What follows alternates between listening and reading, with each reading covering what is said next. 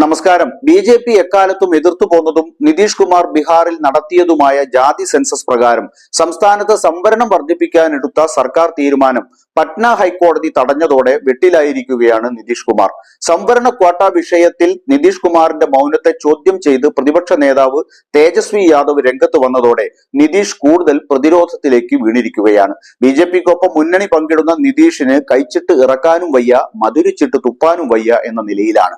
സർക്കാരുകൾക്കോ കോടതിക്കോ തിരുത്താനാവാത്ത വണ്ണം 9ാം ഷെഡ്യൂളിൽ സംവരണം ഉൾപ്പെടുത്താൻ പ്രധാനമന്ത്രി മോദിയോട് ആവശ്യപ്പെടണമെന്ന നിർദ്ദേശമാണ് തേജസ്വി യാദവ് നിതീഷ് കുമാറിന് മുന്നിൽ വെച്ചത്. ബി.ജെ.പി സംവരണ വിരുദ്ധമാണെന്നും കോടതി വിധിക്ക് പിന്നിൽ സംവരണം നിർത്താനുള്ള അവരുടെ ശ്രമമാണെന്നും ആരോപിച്ച തേജസ്വി യാദവ് ബീഹാർ മുഖ്യമന്ത്രി നിതീഷ് കുമാറിന്റെ നിശബ്ദതയെ ചോദ്യം ചെയ്തു രംഗത്ത് വന്നു. കോടതികളിൽ ചോദ്യം ചെയ്യാൻ കഴിയാത്ത കേന്ദ്ര സംസ്ഥാന നിയമങ്ങളുടെ പട്ടിക ഉൾക്കൊള്ളുന്ന ഭരണഘടനയുടെ 9ാം ഷെഡ്യൂളിൽ സംവരണം ഉൾപ്പെടുത്താൻ പ്രധാനമന്ത്രി നരേന്ദ്രമോദിയോട് ആവശ്യപ്പെടാൻ നിതീഷ് കുമാറിനോട് യാദവ് ആവശ്യപ്പെട്ടു.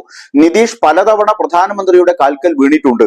സംവരണം 9ാം ഷെഡ്യൂളിന്റെ ഭാഗമാക്കാൻ ഒരിക്കൽ കൂടി അത് ചെയ്യാൻ ഞാൻ അദ്ദേഹത്തോട് അഭ്യർത്ഥിക്കുന്നു എന്ന് പറഞ്ഞായിരുന്നു യാദവിന്റെ കളിയാക്കൽ. ബി.ജെ.പി സംവരണ വിരുദ്ധരാണെന്നും മുൻ ബീഹാർ ഉപമുഖ്യമന്ത്രി തേജസ്വി യാദവ് ആരോപിച്ചു. ഞങ്ങൾക്ക് വേദനയുണ്ട്. സംവരണം തടയാൻ ബി.ജെ.പി ശ്രമിക്കുമെന്ന് ഞങ്ങൾ നേരത്തെ തന്നെ സംശയിച്ചിരുന്നു. ബി.ജെ.പിക്കാർ സംവരണത്തിന് എതിരാണെന്ന് ഞങ്ങൾ ഇതിനകം തെരഞ്ഞെടുപ്പ് കാലത്ത് പറഞ്ഞിരുന്നു. ഞങ്ങൾ ജാതി അടിസ്ഥാനമാക്കിയുള്ള സർവേ നടത്തിയപ്പോൾ അവർ അതിനെ എതിർത്തു. സർവേ തടയാൻ ബി.ജെ.പി പൊതു താൽപര്യ ഹർജി നൽകി. എങ്കിലും അവസാനം ഞങ്ങൾ വിജയിച്ചെങ്കിലും മുഖ്യമന്ത്രി എന്തിനാണ് മൗനം പാലിക്കുന്നതെന്ന് വ്യക്തമാക്കണമെന്നും തേജസ്വി യാദവ് പ്രതികരിച്ചു. ദളിതർക്കും പിന്നാക്കക്കാർക്കും ഗോത്രവർഗക്കാർക്കുമുള്ള സംവരണം 50-ൽ നിന്ന് 65% ഉയർത്താനുള്ള ബീഹാർ സർക്കാരിന്റെ തീരുമാനം പാട്ന ഹൈക്കോടതി നേരത്തെ തള്ളിയിരുന്നു.